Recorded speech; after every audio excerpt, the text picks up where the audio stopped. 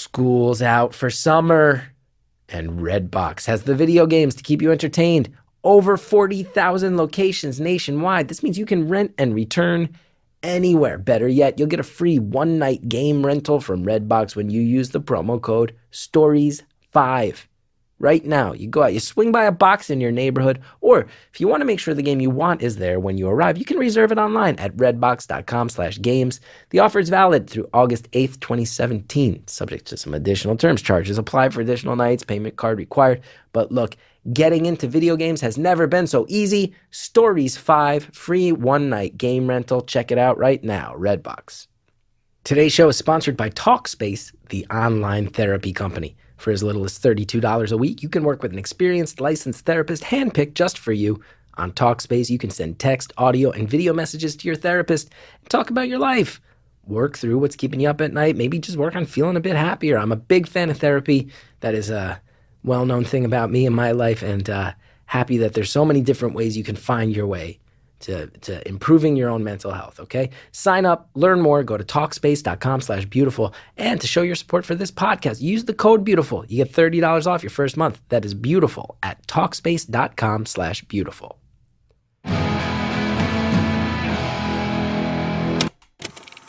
Hello to all my marina photographers. It's Beautiful Anonymous. 1 hour, 1 phone call, no names, no holds barred.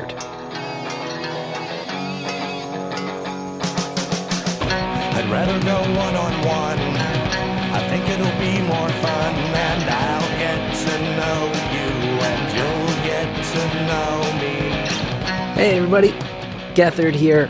Welcome to another episode of Beautiful Anonymous. Hope everybody out there is doing well. Hope everybody's enjoying their lives and their summers. I know I'm enjoying mine. Wanted to mention I'm working on the Chris Gethard Show again. We're right now writing the show, and that's taking up my summer. And if you're a fan of Beautiful Anonymous, I hope you'll check it out. Might not be for you, but maybe, you know what, set that DVR season pass. Even if you don't like the show, just play it. Just play it. Well, you put your headphones in, listen to Beautiful Anonymous, which you do love, and then just help me get ratings and numbers anyway. And I'm just kidding. But honestly, check out the show. It's on your DVRs right now. You can set it, whatever. Plug my stuff. Chris, speaking of stuff to plug, there's some live shows, chrisgeth.com. We're going to have the info up soon. Remember, Beautiful Anonymous is doing a live taping as part of the Now Hear This Fest. Got another live taping coming up in Denton, Texas in a couple months. So info on all those coming out. Keep your eyes peeled on the website. We'll make those things happen. I feel good. I feel like you guys are good. Let's just get into the episode. I hope everybody's doing well. Shout out to everybody on the Facebook group. Not so much controversy there lately. People enjoying the episodes and talking about them. 15,000 Beautiful Anonymous fans hang out, talk about the episodes, and I want to thank all of them for hanging out and being a part of this thing. This episode, it was very fun. Every once in a while, someone calls up and it just turns out me and them have something in common, and it allows me to just kind of jump in and mess around a little bit more. And this is one of those. This person and I had the same major in college. It's a major. I'm very disrespectful towards that major throughout the majority of the call. You'll see that I was let's just be frank, very good at bullshitting my way through college. Sorry, Sally. But you will see that some of the things I say, you're like, oh yeah, this guy knew how to do that. Anyway, it was so fun for me to talk about it with this person. I hope she's doing well, finding her place in the world. It sounds like her and her brothers are searching for that. But most of all, it was so nice to mess around, have a good time, and talk about the wild world of being an American Studies major. Thank you for calling Beautiful Anonymous. A beeping noise will indicate when you are on the show with the host. Hello? Hi. Hey. Whoa. How are you? I'm pretty good. Yeah? Yeah. Cool. I'm all right. How's New York on this fine day? It's raining. It's not the best. I gotta walk across town after this. I don't know. I don't know really? why I said I'm good. I'm kind of grumpy. It's raining. My wife's been out of town for a week. I'm grumpy. That's how it's going, really. Aw, poor Quiz. Okay. Well, no need to. No, I'm kidding. How are you? I'm good. I'm just driving around. I have to take pictures of a marina randomly for my job. And then I'm supposed to be in 20 minutes, but oh well, that just won't happen. That's okay. Wait, you're supposed to be like doing your job in 20 minutes? Well, I'm like taking pictures now, and I'm supposed to be like there in 20 minutes. But to be fair, it's just an internship, so and it's like not even paid. So I feel a little less I feel a little less bad if I'm late. Oh yeah, no, I'm happy to waste an hour of your day if that's the case. Happy to help with that. I'm happy about it too, man. This is crazy. Yeah, it's pretty all right. Yeah, I guess not crazy for you. It's just another day, but. What kind of internship involves taking pictures of a marina? Yeah, no, so I'm home for the summer, and I'm working. It's at a radio station and newspaper, just like a little local thing. And so I guess they're doing a story about like hurricane season, and they wanted me to like take pictures of the marina so they can talk about what people can do with their boats when that happens. So by internship, they mean exciting stuff. By internship, they mean we don't want to pay a trained professional photographer to do their job. That's what. Exactly. No, I'm literally using my iPhone. It's very low key. I get it. It's like probably illegal. I'm not totally sure how that works, but no one cares about the laws anymore. Who cares about laws anymore? No, labor laws. No one cares about labor laws. For the birds. Yeah, exactly. Well, that's cool. Marina pics. That seems okay. Yeah, it could be worse. Yeah. So what else? Reading, so you're in school. You're in school. Yeah, I'll be a senior next year, but I'm just home right now for the summer. Yeah. I know you're like another college student. Great. Hey, no, I'm not. I don't have anything against the college students, but there are definitely many listeners to this podcast who, anytime a college-age person calls, react effectively by like leaning out their window and shaking their fist and saying like, "All you kids, get off my lawn," which I don't quite get. I never quite understand that reaction. Right. So, I have to tell you though, yeah. I'm an American Studies major, and I would like anytime I was like, if I ever get through, I got to tell him because you chat on it so much, which is completely fair because it is kind of like I literally just couldn't decide what else to do, and time was up. So I was like, well, yeah, I tell you, a little bit of everything. I've never met another American Studies major who's not completely willing to laugh about how ludicrous being an American Studies major is. I hate when people ask because I just, I kind of like put my tail between my legs and I'm just like, kind of mumble it. Let's go ahead. For anybody who's not familiar, first of all, I'd like to think in my heart that you chose it because you were inspired directly by me. I'd like to think that it was me that led to this choice. I think, it was a subconscious reason. Hadn't heard of you yet, but I knew. Fair. I get that a lot, by the way. I get a lot of my fans are people who have never heard of me. That is a running trend. For anybody unfamiliar, maybe you could, as someone who's in it right now, how would you describe what American Studies is? Because I've talked about this on the show. For anybody who doesn't know, though, because it's a little obscure, it's not on the tip of many people's tongues as far as a major. What would you say it is? No, certainly not. Well, where I go to school, you can pick kind of like different tracks within it. So I did the more like arts one. So I do a lot of like film studies, American lit, more like recent American history. I don't know. I can't describe it in a way that makes it sound more official than than it really is. But yeah, I think it just depends what track you do in it. Some people do more like ethnicity, race, migration kind of stuff within it. But yeah, I do like watching movies, bullshit. Because we should say, so it's like effectively it's a study of American culture is what it's pitched as. But when you say you're on a track where you're studying a lot of film and American lit, you also could have been a film major or an English major and studied those things in a much more intensive and, frankly, real way. True or false? You're not wrong. Yeah, you're not. I don't know. Film studies, though, it was just so, because I'd taken a lot of those classes, and it's so much like you watch a movie, and then they pause it, and then they're like, no, what does his hand movement mean? And, like, let's talk about this for the next hour and a half, and just, like, so pretentious and awful, and I couldn't deal with it. That's, I'm sure it's not everywhere, but definitely where I was. So. Now, again, not trying to paint it with a wide brush because I only did it at my school. Fair to say, you tell me if this is still the case. Fair to say, American Studies, a lot of the majors just happen to be athletes and kids who play hacky sack. True or false? Is hacky sack still a thing? Hacky sack still a thing, or did I just date myself? Hacky sack? Oh, God. I think maybe a little. Wait, do you not know what hacky sack is? People do now. Like foot? No, it's the little knit beanie ball thingies, right? Yeah, it's hippies. It's like pot smoking hippies and then like varsity athletes. Kind of, definitely. Yeah, definitely also the hippies. The athletes go towards like econ for some reason. Ooh. I think they have like file cabinets of all the tests, and then they work together. Now, do you take a lot of ludicrous classes? Because I took a lot of ludicrous classes. I don't know how in depth I've gotten about this on the podcast before. To be fair, I go to like a pretty serious school. Okay. It's still American Studies. I don't know. I'm trying to think of the most. I took a class called Disney. I would say you took a class called Disney. That's an American Studies class. Hell yeah, it was. Disney. And then all your friends you live with are like, all your friends you live with are taking classes called like survey of like international affairs and like important, And you're like, no, I'm writing a 3-page paper on Dopey this week. I literally, my final paper was comparing like the original Parent Trap and the Lindsay Lohan one. Like that's where I was at. Yes! I hate this call. Yes! No, I love it. I guarantee you. I already know. Because a lot of American Studies classes, too, you can like go to the professor and be like, here's what I want to focus on for this class.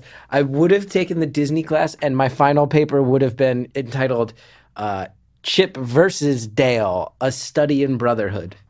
And honestly, you probably would have gotten, an award. Would have gotten an award at the end of the year. What was your thesis? What was your... that class was huge, though. Was it just a critical review of the Parent Traps? Was it just comparing and contrasting, or did you have to make a critical point about... Oh, God, I don't even... It's like a blur, because I wrote that one, like, I got an extension, so I was able to write it at home, like, after class officially ended. American Studies. Solid. Hey, Teach. Teach. God. I know this is already a class on Disney where I'm writing about the Parent Trap. I'm going to need 6 extra weeks, though. American Studies. Oh, my God. It's accurate, and I hate that you're describing it so accurately. Fuck. It's okay. Here's the thing, though. Cause for anybody listening, here's what it would actually be. It would be like, here's the differences between the two Parent Traps, and then an analysis of how that shows about the culture of the time. The shifting, I was just going to say, and how that shows the shifting in cultural trends over the number of decades between which those two movies were made. That's the exact type of thing you'd write about. That was basically it, yeah. Yeah. I took a class called The Cowboy in Fiction and Film, and it was an American Studies summer class. You ever taken an American Studies summer class? I honestly would have learned... No, I haven't. I would have learned more just hanging out with my friends. I watched movies. Most of that class was watching movies. One of the movies we watched, Shanghai Noon.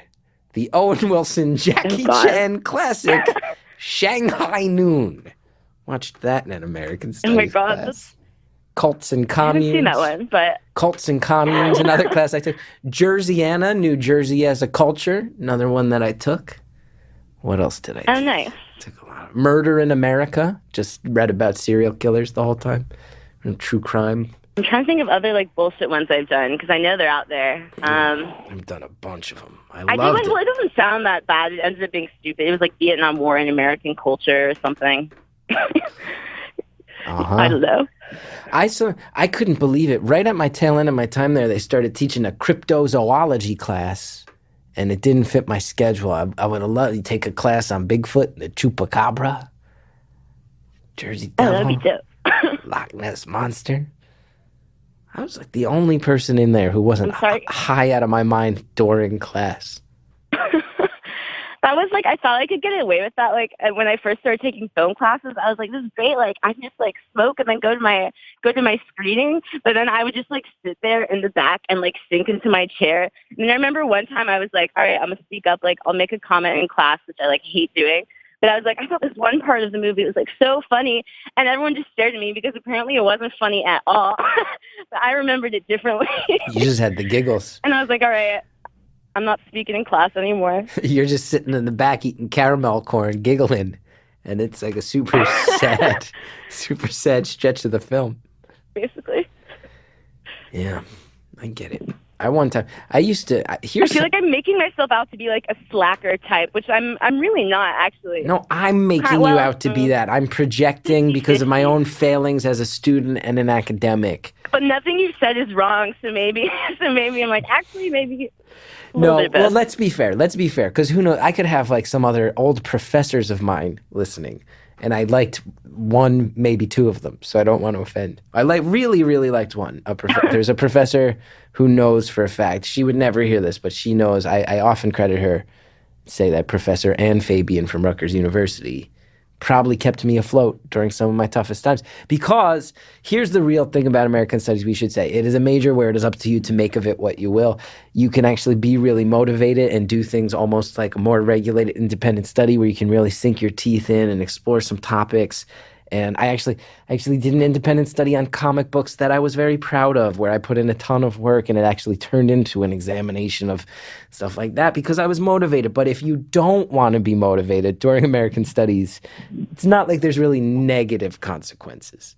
Like you can sign up for the Disney class.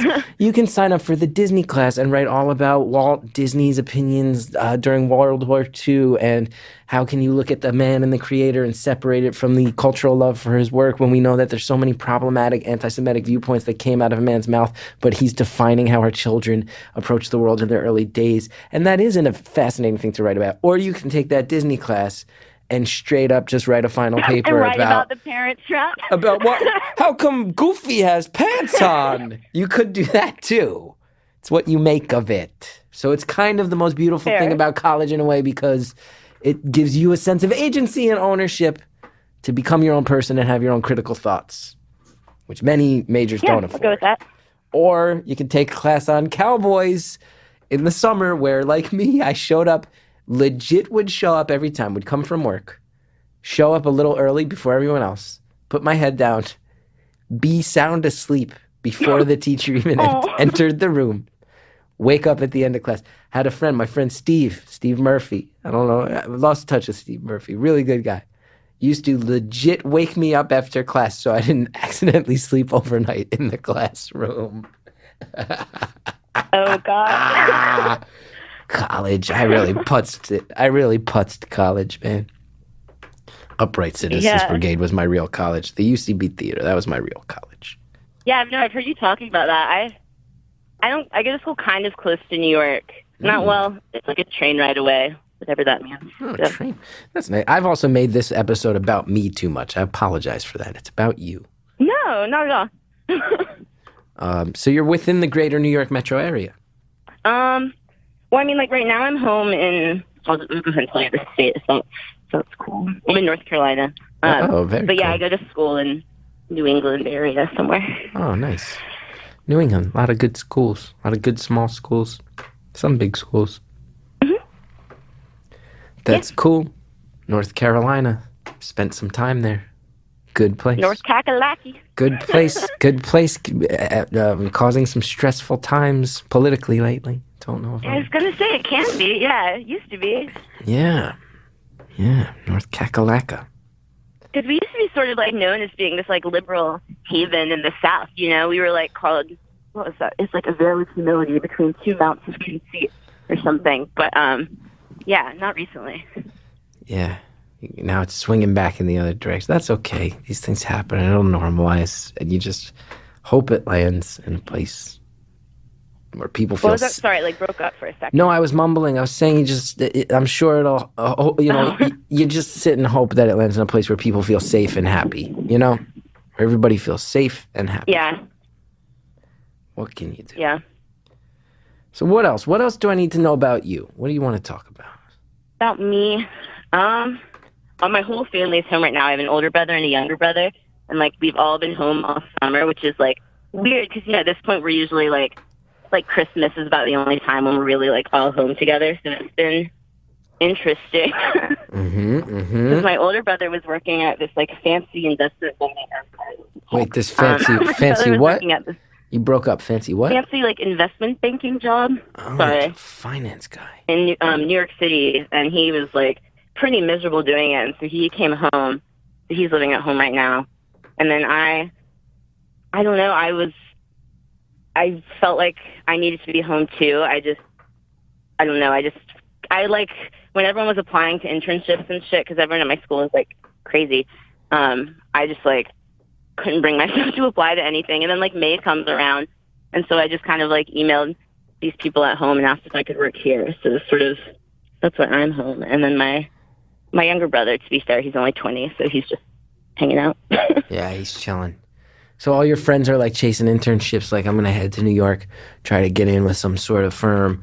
I'm going to head, there are a lot. head A to lot of city, them are in New York right now. go to San Francisco if I want to break into the tech industry. And you're like, maybe I'll take pictures of boats with my iPhone. Take pictures of marinas. Yeah. Yeah, I couldn't even find it. I couldn't even find it. Google Maps led me astray. Take a pic of I'll spend my summer and take a pic of a pontoon boat with my iPhone. Sweet pontoon. Doing big things. Yeah, that's cool. Now, your older brother, financial industry. I dated a girl. She lived with her cousin. Cousin was entering the finance world right out of college. And here's the sense I got, is that industry works. When you're at those really big firms, the ones with like the legendary names, seems like what they do is they hire a ton of kids right out of college every year.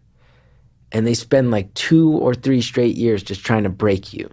You work like 18 hours a day. That's exactly what they do. And it's like they just break these kids. And the ones who last, then they get to like work hard for like 10 years. And then if you can last those 10 years, you just like show up at an office and just rake in money and don't do much.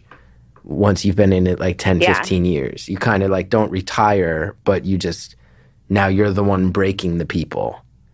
No, that's like pretty much it. They give them like a 2-year, there's like a 2-year contract kind of situation, and they're working like 100-hour weeks sometimes. It's just like obscene. And my brother, like, he was miserable, and he's not a New York kind of boy in the first place. But my parents were, they were like, well, just stick out the 2 years, just stick it out. I told her, I was like, go home. Like, if you're not happy there, just leave. And so eventually he did. Yeah. And like drugs are a big issue amongst those people. Like, a lot of them are just like huge cokeheads. Oh yeah. We've all seen The Wolf of Wall Street. But I think that's true. It's like some truth to it, from what I've heard. Not completely, but tons of cocaine. And they've had to start instituting rules like you're not allowed to have your first year employees sleep overnight in the office. They have to go home to sleep. Like, they've had to start instituting actual, really? I think, laws along those lines. Yeah. So I think a lot of people were like, oh, that's like pushing themselves past the point of sanity. And I think there was, a lot of people flipping out or becoming very unhealthy or taking their lives sometimes. They had to step in and go, hey, this is, let's not just try to break. Yeah, it's like sad that they have to have that as a rule, but. Yeah. Make people stay up for 19 hours a night and look the other way when their answer to that problem is just a mountain of cocaine. Yeah. Yeah. It's probably good that your brother came home, is the point. Yeah, I think so. I don't know. My mother is very hands-on, so I think he's just getting sick of her, though, and he wants, which is fair. So I think he's going to try to find his own place. Yeah. But is your mom is your mom like thrilled to have all 3 of you back in the house? Let's go ahead and pause it there. A lot of times we pause for ads, and it's like on some big cliffhanger. We don't always need a cliffhanger. Sometimes you just arbitrarily stop at a question about a mom. Listen, we got sponsors. They help me bring this show to you guys for free. Check out what they have to offer, and please do use the promo codes if you go for these products. Helps the show a lot. And do enjoy the many products and services being offered to you right now. We'll be right back. Picnics, potlucks, dinner parties, barbecues. Good food is essential to a successful summer. Summer's upon us, okay? Now it's easier than ever to create delicious summer meals with Blue Apron. Because for less than $10 a meal, Blue Apron delivers seasonal recipes along with pre-portioned ingredients right to your door. I've been using Blue Apron for a while. Could not be easier. I tell you, my wife, there was a day she's out of the house, running around, just busy, stressed out. I'm like, I got some free time. I'm going to bust out the Blue Apron. I'm cooking up meals. She comes home, she got a fresh cooked meal. all of a sudden I'm like, it's like I'm this, I've never been a better husband. But guess what it is? It's because the directions are so easy to follow and the ingredients are so fresh. It was easy. It's flexible. It's nice. And they got a freshness guarantee. Promises that every ingredient arrives ready to cook, or they make that right. And look, coming up in July, we got seared chicken and creamy pasta salad with summer squash and sweet peppers, creamy shrimp rolls with quick pickles and sweet potato wedges, fresh basil fettuccine pasta with sweet corn and cubanelle pepper, chili butter steaks with Parmesan potatoes and spinach. Oh my God, that one was so I couldn't even speak. My mouth was physically watering. Check out this week's menu. Get your first 3 meals free with free shipping by going to blueapron.com/beautiful. You'll love how good it feels and tastes to create incredible home-cooked meals with Blue Apron. So do not wait. That's blueapron.com/beautiful. Blue Apron, a better way to cook. Attention, book lovers. I am paging all book lovers. Today's show is supported by Book of the Month. Book of the Month is a rapidly growing service with a simple goal to make sure you love what you read. They search high and low for new books that you wouldn't have found on your own and narrow down to the top 5 each month. Then you choose your favorites. They ship them right to your doorstep with pricing starting at just $10 for new hardcover releases that usually cost $15 plus anywhere else. Book of the Month, it's a great value. Whether you get a book once a month or once a season, the exclusive prices and free shipping will save you tons. And I tell you, I'm on this site. I love it. It's on its way to my house right now. I'm looking at their selections. 5 different selections I can pick from. I'm like, okay, that one or that one. Oh, no, American Fire. It's a true crime book. It merges it with a love story. It touches my emo side, touches my voyeuristic true crime lover side. It's like between those 5 options, you're going to find one that's right for you. I'm telling you. Nothing that a lot of people, light summer beach reading, me reading about an arsonist, American Fire. I'm excited for that one to show up. Book of the Month, it's bound to delight. And get your first book for $10 at bookofthemonth.com/stories. That's bookofthemonth.com/stories. Thank you so much to all the advertisers helping to bring this show to the world. Now let's go ahead and hear from our young friend in North Carolina. Is your mom like thrilled to have all 3 of you back in the house? Like you would think so, but I don't think she is. Like because I thought she was a very, very much like a PTA mom, soccer mom, all that kind of stuff. But I thought that like when we all left for college, because we're we were all in college at the same time at one point because we're all pretty close in age, my 2 brothers and I. So I thought that she would be like, miserable and not know what to do, but she was totally fine. I think she's just annoyed with us all being home. Yeah, I get that. Because she thought I should go. She thought I should do something bigger and not at home. But what you gonna do? So all of their kids are kind of underwhelming them a little bit. Fallen from grace a little bit. He's leaving their jobs. Younger. We were all like valedictorians of our high school, and worked really hard. Like my brother and I were both like student body president. Like we did all this shit, and I think we were all just kind of crashing and burning in our own our own special way. Now, when let's see, you go to a liberal arts college? Yeah, I do. Small? Or wait, no, sorry. No, that's not. I don't know why I said yes. It's like a small university. Small university? Is it in one of the more major cities of New England? Your Boston's, Providence? Not a major city. I don't mind telling you. It's small. No, I don't want kind of small. So it is. It's a small student body. It's an exclusive place. It's probably expensive. How do your parents react when the bill shows up and they realize they're paying for you to take a class on the 7 Dwarfs? How do they react to that?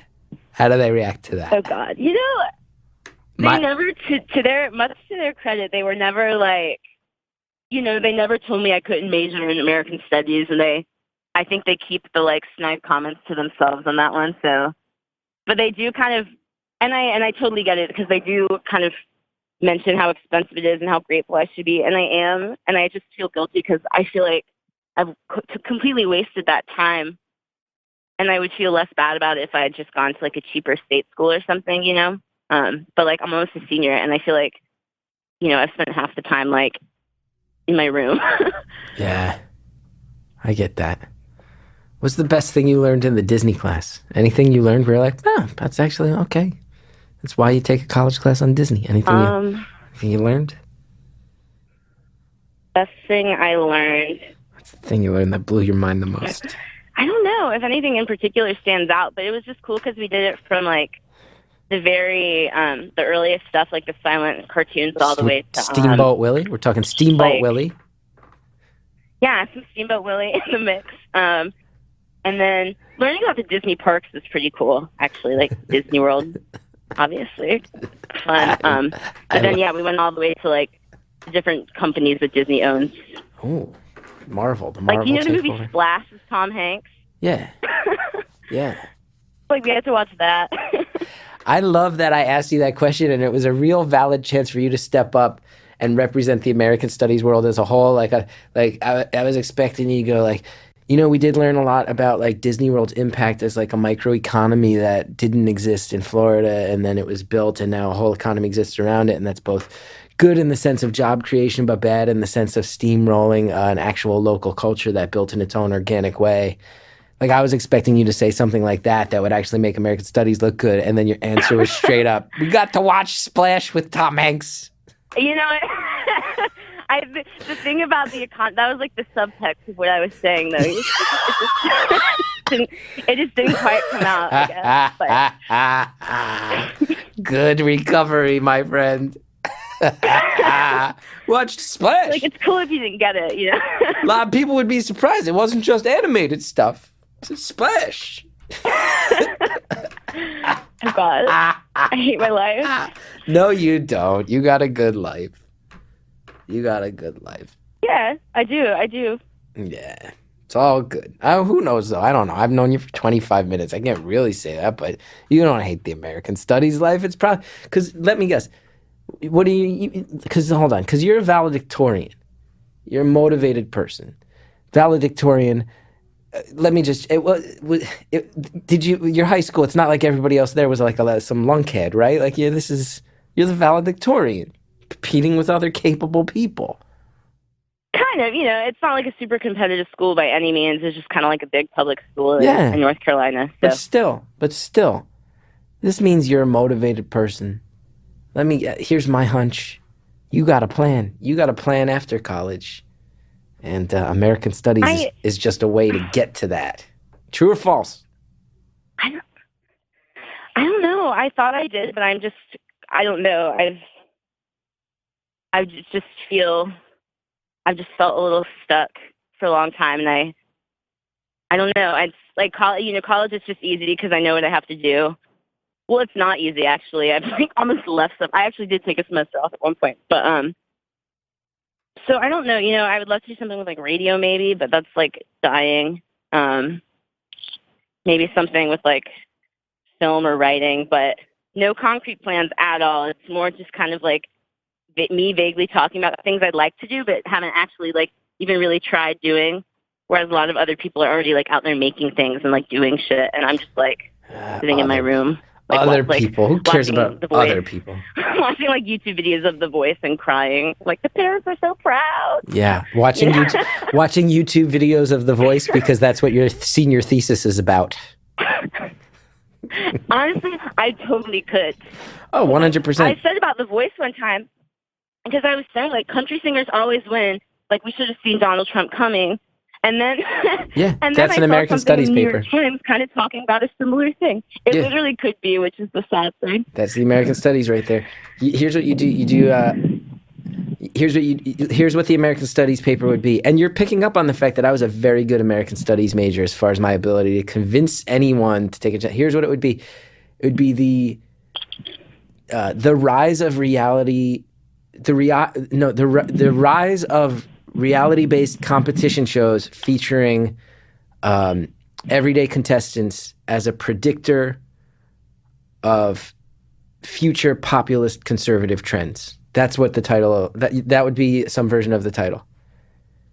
Looking at the I'm already done. There you go. There you go. Now you can hang out the rest of the week. Do whatever you want. Here's what you do. You say, starting probably with what? American Idol, right? And then you go through things. Yeah. You go through The Voice. You go through everything, right? You go through all of them. And then you also add a section about celebrity involvement, Dancing with the Stars. This is an effort the popularity of the prior shows that focused on regular people. Now you involve stars and realize that that's an effort to bring celebrities down a peg, putting a celebrity who's prior known for one thing in a situation where they can be embarrassed by a dance. Reflection of the fact that regular people are not looking for an upper crust elite. They are looking for regular people. These are cultural movements that brought celebrities down a peg, which also reflects that the average working class person is maybe looking to empower themselves. You even throw in something up like America's Best Dance Crew on MTV, something a little more obscure. You say the fact that they had on a clogging-based dance group. This is not just Hollywood flash. This is regular people looking for voices, looking for platforms, looking for opportunities. And that if the Democratic Party had been tracking that a little more accurately, they would have seen that there was an underground, frustrated populist movement of people rising into pop culture. Not everyone gets on TV, so the fact that it's showing up at all, the fact that country music, you go through every single season of all those shows. How often does a country artist win? Break down percentages, pie charts. You also see what are the things that are surprising the hosts, because the hosts represent the Hollywood elite. What are the things that they're not getting, and how can you now track those based on the 2016 election to show that a populist movement has actually been afoot in America far longer than any of us wanted to recognize or realize? American Studies, motherfucker. American Studies, motherfucker. I could fart that stuff out. I farted that shit out in my sleep, and then I just went and did comedy the other 6 days a week. Drove around for Weird New Jersey Magazine writing about ghosts. It was the best. Amazing. And then they're like, oh, we need a paper. Yeah, that'd be a dope job. I'd love to do something like that. Yeah, it was great. It was the best job I ever had. And they'll be like, oh, we need a paper on something. I'd be like, okay, how about this? Cartoons in the 1980s, a reflection of the tail end of the Cold War, the fact that it was also black and white. The Autobots had the Decepticons, G.I. Joe had Cobra, Thundercats had Mumra, He-Man had Skeletor. Cartoonish good, cartoonish evil. The USA, the Soviet Union. This is a distilling down of everything there, putting it in absurdism that was a predictor of the fall of the Berlin Wall. Goodbye. Gonna go do comedy now. Might be the best American Studies major of all time. Yeah, I was going to say, you should get your PhD, dude. I probably just did. I'll just play them this podcast and they'll give it to me. Because then we can talk we'll talk about the rest of the, here's what we'll talk about the rest of the podcast. The rise of podcasting in the face of the fall of terrestrial radio. What kind of vacuum is this going to create? Let's look at examples of other technological platforms that were eclipsed and how many of them have managed to transform into something new. Does podcasting open up the effect that radio may turn into something that's a little bit more of a political tool in the future because it needs to get more extreme and less commercial in order to grab voices in a podcasting world where everything's becoming more boutique, and that is a personal choice on the effort of the viewer to identify and lock in with their chosen entertainment. Boom! Give me that doctorate. Give me that doctorate. You really? No, you sound like a professor or like a TA or something. 100%. I should teach every American Studies class in America. You can start like a web series. So what else? What else brought you home? Anything else? Or you just wanted to hang out, decompress, needed to clear your head? Or what else? You got friends at home? Old flame that you're trying to rekindle? I have a few friends at home. Got the old flame you're trying to rekindle? No, I wouldn't say that. Okay. That's a reach. No, it was more, I was just kind of, especially in like second semester of last school year, I think I was just like super depressed and like wasn't applying to anything. And then there was like one job actually in Cleveland that I was able to apply to in like May as well. But I just wanted, I don't know. I think part of it was like in my head, I'm also have like whenever I have like this rare time where I like don't actually have to do anything, I feel like, oh, this is when I can like work on myself, and in 3 months I will be better and ready to take on the world. If that makes any sense. But then I don't actually like do anything about it. I get that. I am familiar with those feelings. It's kind of vague. It is. And here's the thing. Let me ask you something. Because you even joked about it, that sometimes listeners of this podcast are like, oh, another millennial. And you just said something where you're like, no, I just need to clear my head sometimes. I don't really have a plan, but I want to be ready to enact a plan. And there's a lot of people that are like, oh, entitled millennials. I feel like that shit is played out. Here's the thing I'll say. Anybody who sits around going like, millennials, officially played out. Millennials are the future, and anybody, there's a line being drawn in the sand, and if you're one of the people going, I roll my eyes every time millennials speak, well, you're going to get... What the fuck was that? Sorry, I was What the fuck is going putting my on? key in my car. What? I'm being robbed. No, it was What? like hot outside, so I was going to turn the AC on in my car. And when you turn your car But on, it sends you to the future? Millennial speech. When you turn your car on, it it sends you into the future? What the hell was that noise? Turn your car off and start it again. I gotta hear that noise. I've never heard a car make that noise Really? when it starts. Yeah. It was just a beeping. It was all right. I'll do it again. No, am I wrong here? Harry, Oh. Jared, was that not the most unusual car noise you've ever heard? Let's hear it again. Now that I know it's a car, maybe I won't react This so is poorly. it. Is that weird?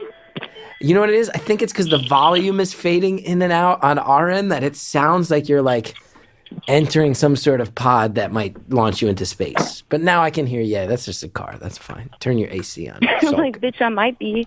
It's all good. You say, bitch, I might be to But me. yeah, no, I totally agree about the millennial thing, though. Wait, Yeah. what? Did you just say the phrase, bitch, I might be? Yeah, and I regretted it immediately and was hoping it like didn't get heard on the other end. Yeah, no, it's okay. I was like, anyway, yeah, about millennials. Yeah. Where does But that, no, I where's agree. I that say phrase the same come from? thing too about Wait, hold on one second, because that phrase I've heard it. which I might be.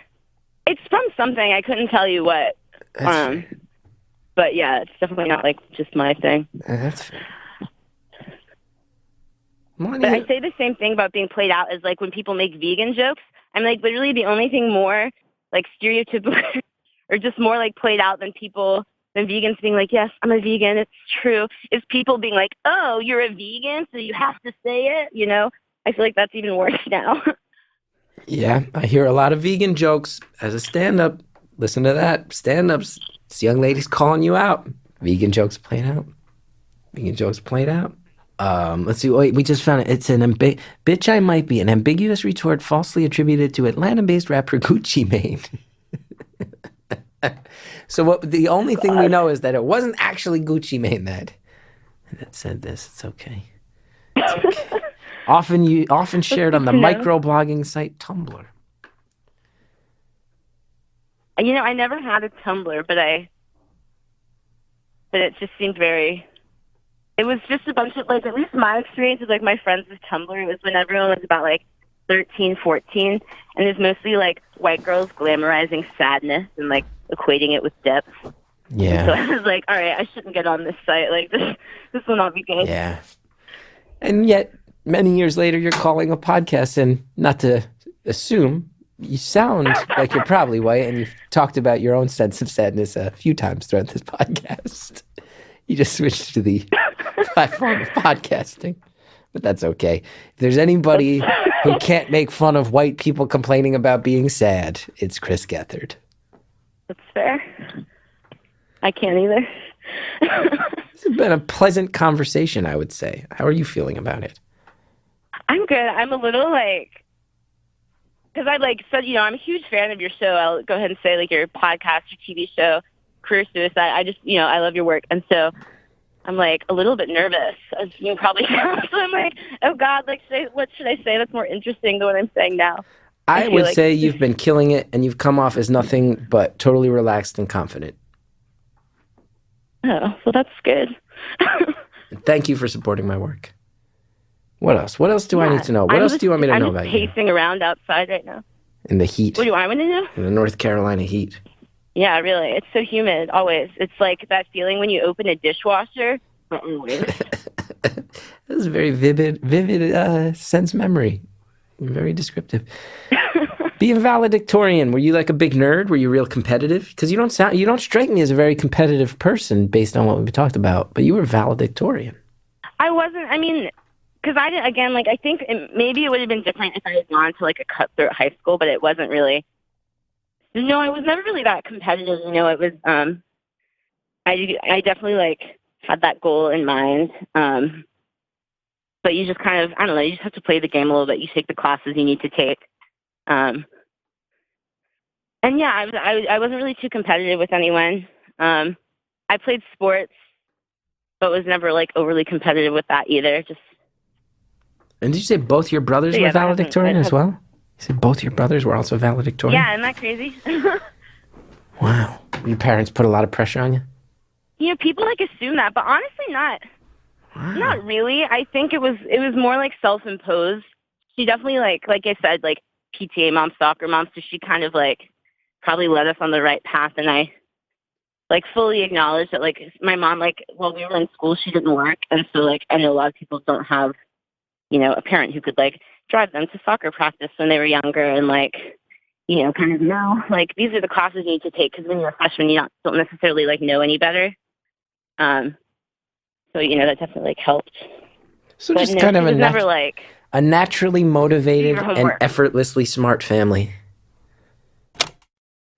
I feel like that's as good a point as any to pause for some commercials, because it's the way of the world that commercials happen. And very luckily, we got a lot of fine products and a lot of fine services to offer you guys, and I think you might enjoy them. There's promo codes in there if you want to use those. It really helps the show. We'll be right back with more phone call just after this. I want you guys to think about something. This is just simple math. You spend a third of your life in your sheets on your bed. Look, are they taking care of you the way they should be? Okay? Or you don't want a lackluster experience for a third of your life. Well, so I'm happy to introduce brooklinen.com. High quality sheets and bedding at a price that will not keep you up at night. Founded in April 2014, Brooklinen offers simple, beautiful home essentials without the luxury price. It's the fastest growing bedding brand in the world, because honestly, people love these products. I have them. They're great. Jared was just raving about them. These sheets, there's over 12,000 five-star reviews about Brooklinen sheets. That is no joke. 12,000 at 5-star. Plus, versatile colors, patterns that complement any decor. It's luxury bedding. It's very reasonably priced, underpriced even, and you should try them. Try these sheets today. Sheets are an important thing that we don't think about enough. I love mine.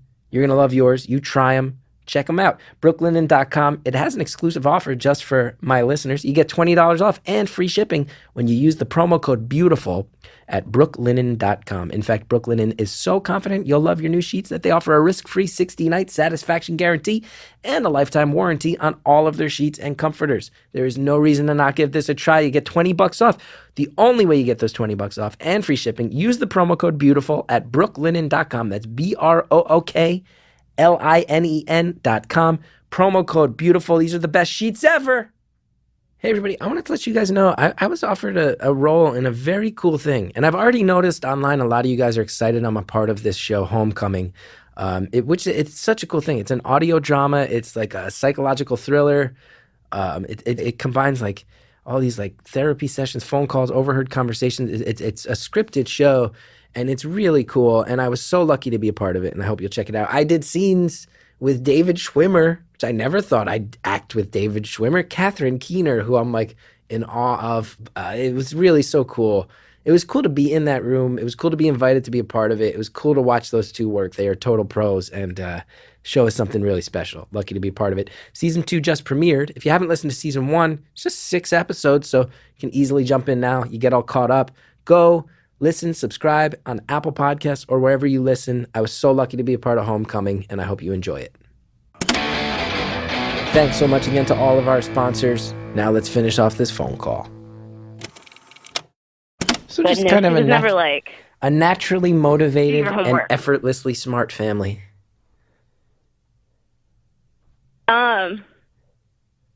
That is not anymore. Oh God, I mean, it may be seen that way, but I've just, you know, I'm definitely like, I would call myself the black sheep, which is why my older brother kind of dealing with things now is like, it's turned the tables a little bit. Get some pressure off your back. I'm the one. Maybe a little. I mean, I just like feel bad for him because he's struggling. Yeah, he's just like not super happy. But again, I feel like it's usually me who they're like, oops, making everyone miserable. Oh, fuck. Well, Can you that's bleep okay. that out? I'm so sorry. I'm marking the time code right now. We're going to bleep it every time I say it, too.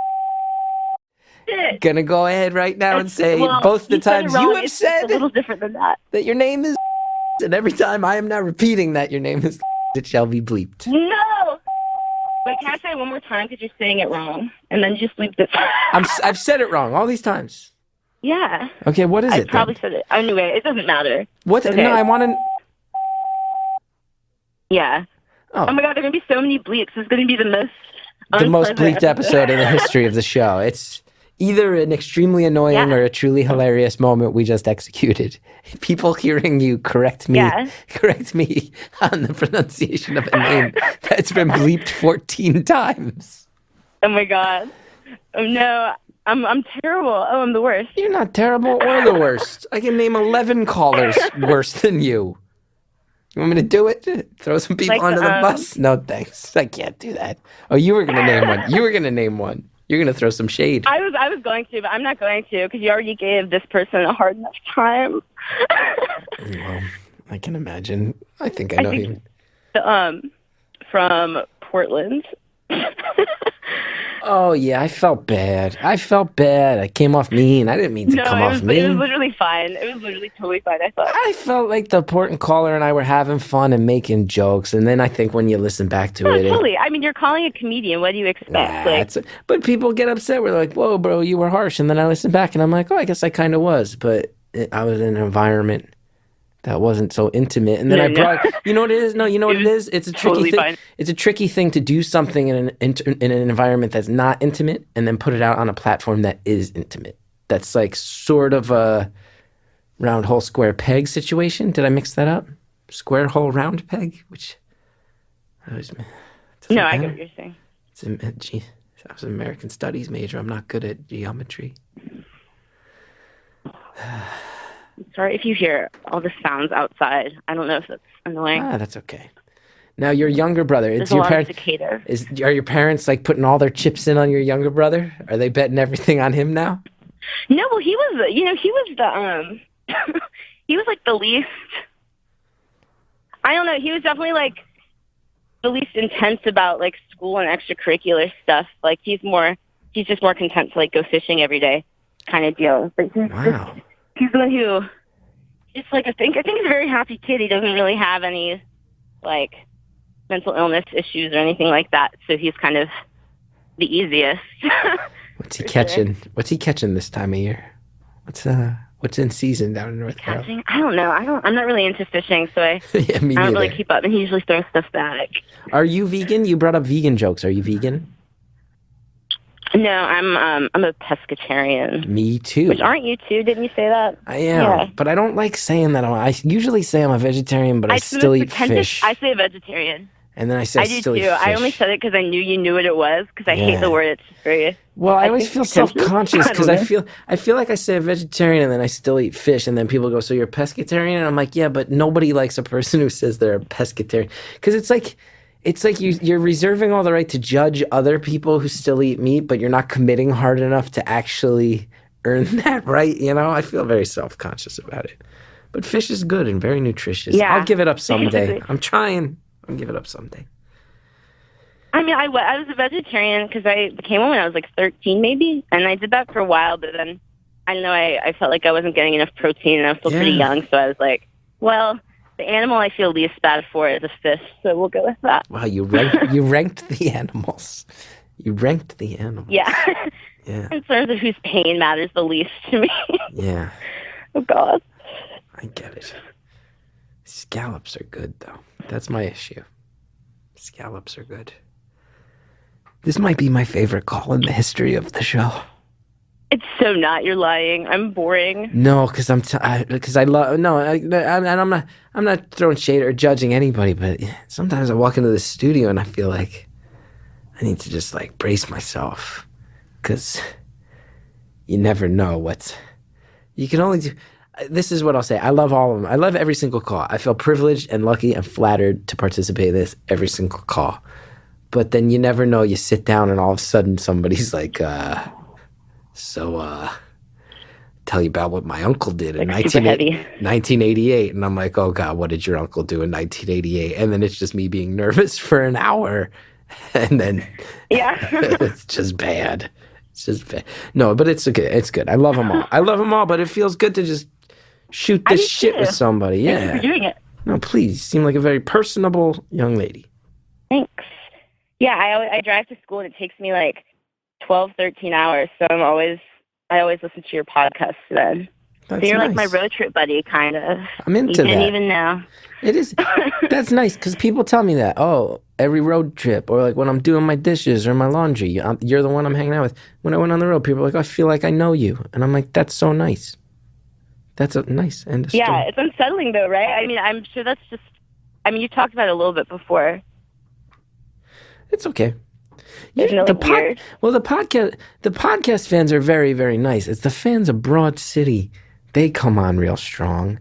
And there's a lot of people. I've learned that young people, like high school age kids, have The Office on Netflix, like a show that they maybe were a little young for when it was on the air. They all obsess over it's The Office and the Broad City fans. Those are the ones that just run up to me and are like I'm trying to I'm like holding my wife's hand on a subway platform, and all of a sudden somebody's like touching my lower back and is like, Broad City! Broad City! And I'm like, literally, it takes everything I have to not just go like, ah! Ah! Those are the ones. But I love Broad City. My buddies, my friends.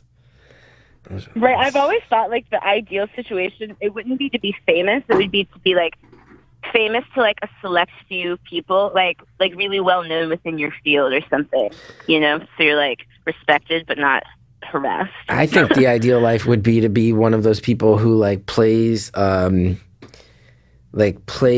like a person like in NASA, like in like space disaster movies, like the guy who's like on one of the machines tracking the radar being like, it's 3 minutes. We got 3 minutes till impact. Like the 3 minutes till impact guys, that seems like a great life to me. That's a great life. I feel like that there's one of those in like every movie these days with all the explosions. That's what I'm aiming for. You've got to get that part. That's what I mean. Tell your agent to get on that. Well, I'll tell you what. Your job. I'll tell you something. I very recently appeared on NBC's Blind Spot as Dr. Gary LaMarche.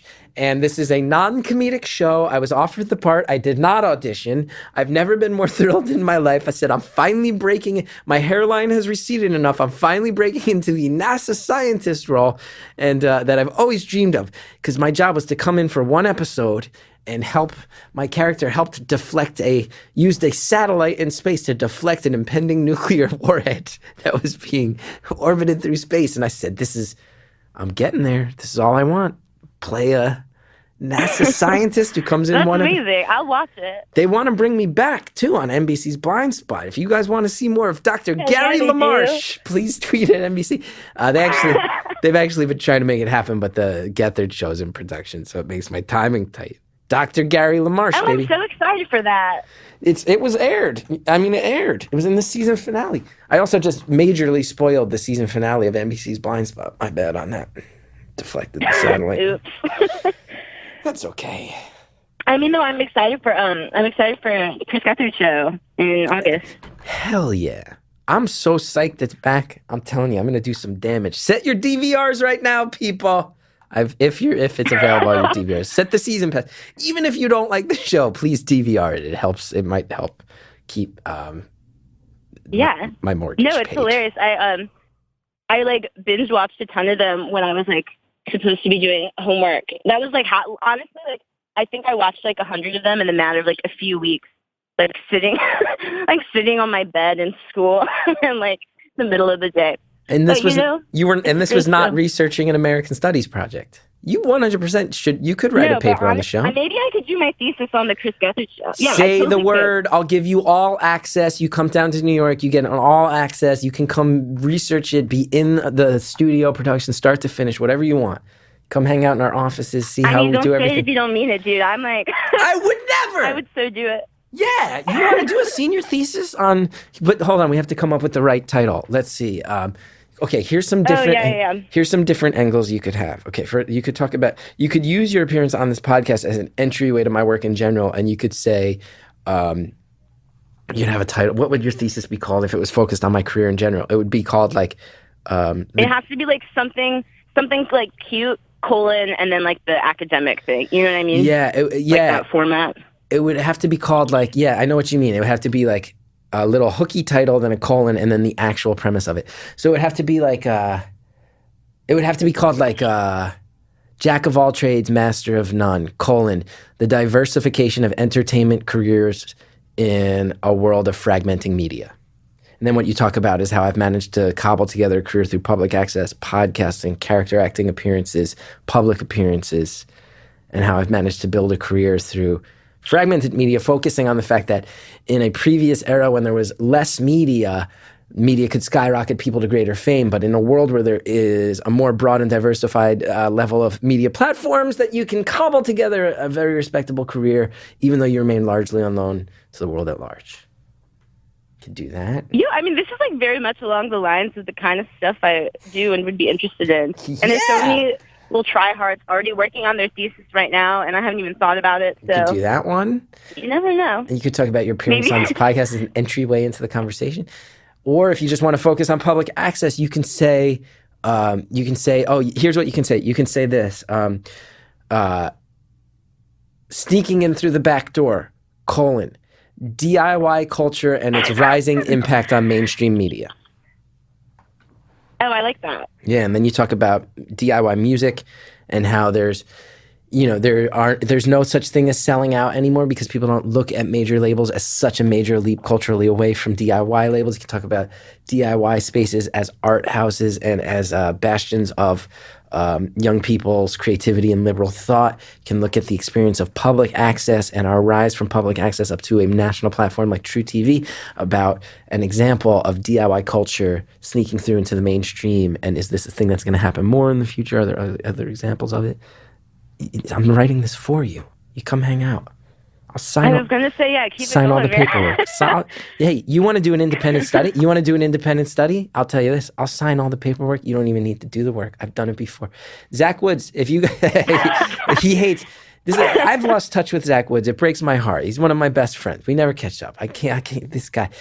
He's going to hate that I'm talking about this publicly. Zach Woods went to NYU. I was his advisor on 2 different independent studies.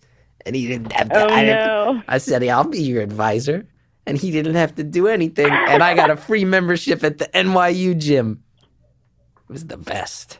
Oh, nice. Any NYU student in New York, if you want me to be your advisor for an independent study, please do email me. It's a great gym. Just make sure it's one of the ones. I'll sign the paperwork for the ones where I get a free gym membership. And I was actually given a professor as like a part-time professor ID from NYU. Please, any NYU student, I'll sign the paperwork. Yeah, no, I'll sign the paperwork for any independent study at New York University. You won't have to do any work as long as I get that gym membership. One a semester. I'll only do one a semester. After. Yeah, no, I'll only do one a semester. Oh, okay. I'm not trying to have throngs of people because then the jig is up, but I'll do one every semester. You can do an independent study through me. And if you want to, whatever you need, and I'm not making false promises. You get back in touch with me. Hey, I want to do my thesis on that. Yeah, say the word, whatever you want. Well, thanks. Yeah. How much time do I have? 6.5 minutes. Are you serious? Yeah. Dang. Yeah, because I've talked so much this time. Wow. People are going to be so mad at me. They're going to say, you barely let that young lady get a word in edgewise. You know what they're going to be like, you saved it because she was boring and no. Thank goodness for you. No, you know what they're going to say? The idea that because here's the thing I'll say. For everybody who wants to slam millennials, you're talking to somebody who's the valedictorian of a high school who went to college and is now trying to find some direction and doesn't have it. Maybe that's not a reflection on the fact that millennials are lazy. Maybe it's a reflection on the fact that very smart, engaged people are having trouble locking into a world that's changing. Maybe we need to respect that and understand that change is happening and empower and embolden young people to take the reins of an increasingly crazy world rather than slam them just because they're young and youthful and full of potential. Unrealized potential? Maybe, but that's a choice because they can't quite figure out where to fit in and how to affect the change they want to and crave. Yeah. I'm working on it, kind of. I say that. I'm not really... You barely agreed with me. I came home, I don't know. You didn't really agree with what I just said. You didn't care.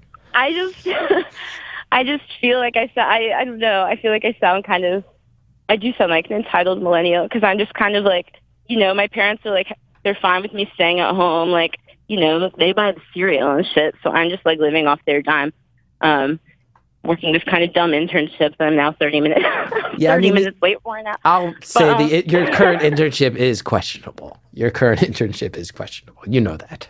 It is. Because, well, no, it really was. I was like, I need to be home. I was like, maybe I will. I don't know. I'm going to get healthier. I'm going to like work out more. I'm going to read more. I was like, maybe I'll like start going to therapy, which I did not do. Like all these things that just never happened. So I was like, I'll watch more movies. No, I just watch like TV. It's okay. You'll get there. You'll get where you need to go. I feel like watching movies, I get more out of it than, I don't know. May I recommend Shanghai Noon? Hell of a flick.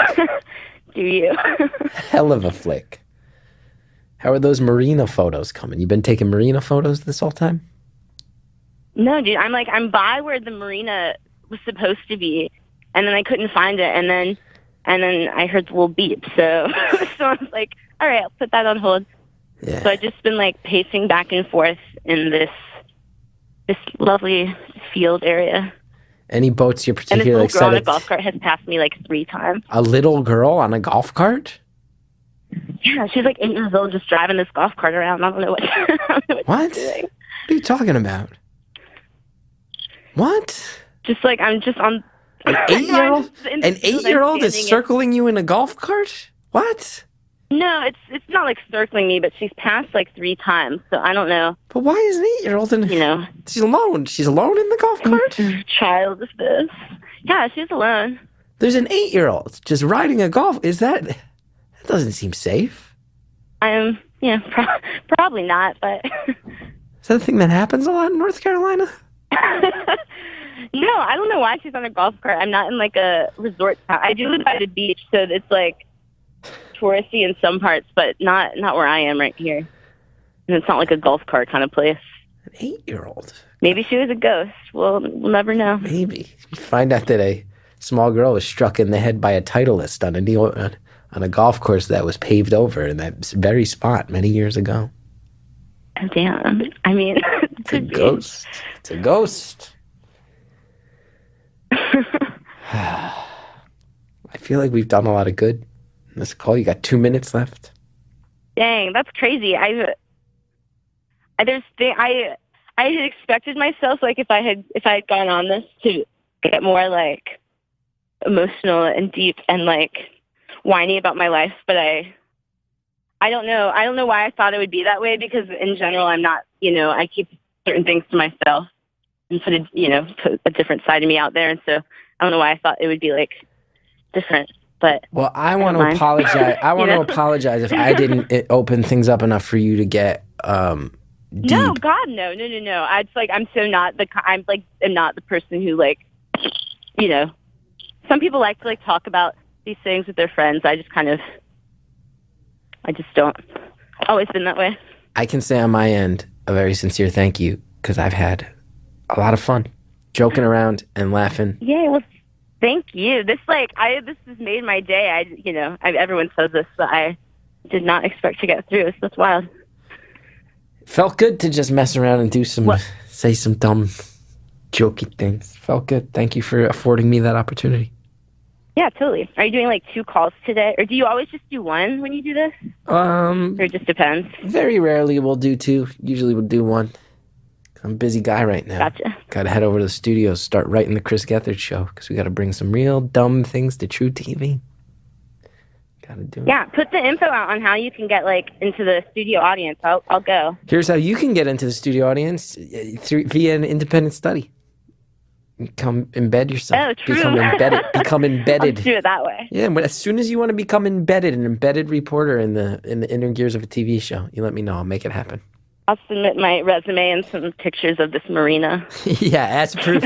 As proof, I'll need a picture of at least 2 paddle boats. Yeah, I'm on it right after this. That sounds good. We got 10 seconds left. Thank you again. Your parting words to the world. Everyone, keep doing what you're doing. Good luck.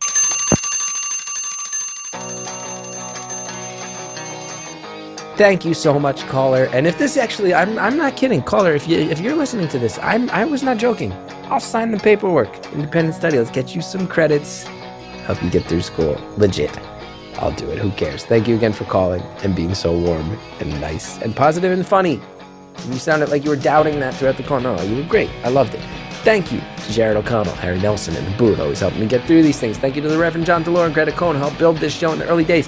Thank you, Shellshag, for the music. Lovely people, lovely artists, Shellshag. Go ahead and support everything they do. ChrisGethard.com. Touring dates coming up. I mentioned we got some shows in Texas, in Florida, in New York City coming up. All those dates will be at chrisgeth.com. If you like the show, go on Apple Podcasts. Rate, review, subscribe. Really does help so much. Thank you.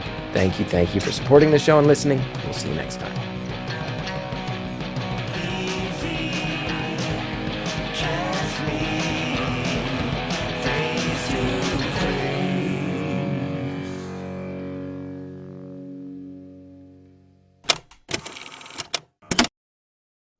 School's out. Summer's here. People are looking for things to do. People sitting inside. They want that sweet air conditioning.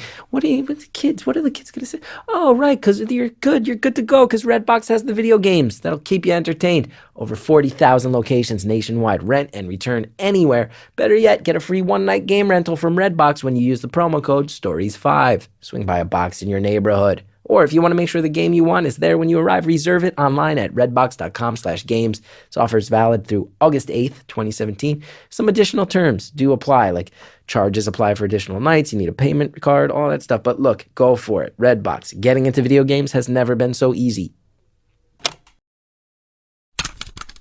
Now, you might be thinking about coming back or maybe not coming back to this podcast, but I'm going to tease you. I'm going to give you a little bit. Here's what you might hear next time. Thank you for killing that Viking horde, and now, what's the deal with their boats? I'll tell you a joke about Baltac. Yeah. So can I ask, you brought up that you've had some dark times and that you've gone on to go into service. Can I ask, you said you've been in treatment.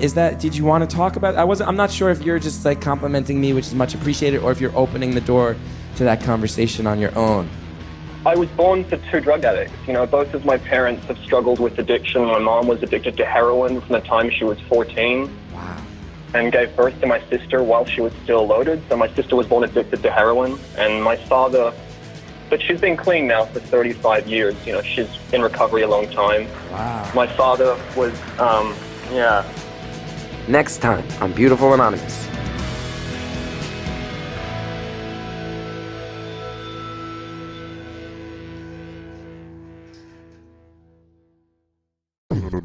Comedy Bang Bang is 500 episodes old this week, and Scott is celebrating with an all-star lineup. Find it right now on Apple Podcasts, Stitcher, or wherever you like to download shows. Hey, it's me, Lauren Lapkus. I just want to say thank you so much to my Uncle Scott for giving me the opportunity to perform on Comedy Bang Bang. I love nepotism. No, I'm kidding. I don't even know what to say because being sincere is really uncomfortable for comedians. We have a really hard time just getting out what we really feel. I guess I'll just do it in a character because I don't want to, make anyone feel weird hearing me cry as myself or anything. So here we go. Scott, I just want to say thank you so much. Your stupid bitch ass gave me so many opportunities. I love Comedy Bang Bang. It's the best show that ever happened on a podcast on the internet. It's been a fucking amazing show. I can't believe I get to be a part of it. And I just wanted to take a moment just to pop in really quickly and say thank you so much to Scott because not only is he the coolest guy in the whole world, he lets people do whatever they want and be really weird, and that's something that most people in the world don't really afford people, and they don't want to give you the chance to just be who you are without judgment. So I just want to take the opportunity to say thank you so much. And I just want to pop in really quick and just say I have a new song that I wrote for the occasion, and it goes a little something like this. Thank you for being a friend. Travel down the road and back again. My heart is true. You're a pal and a confidant. But no. Thank you.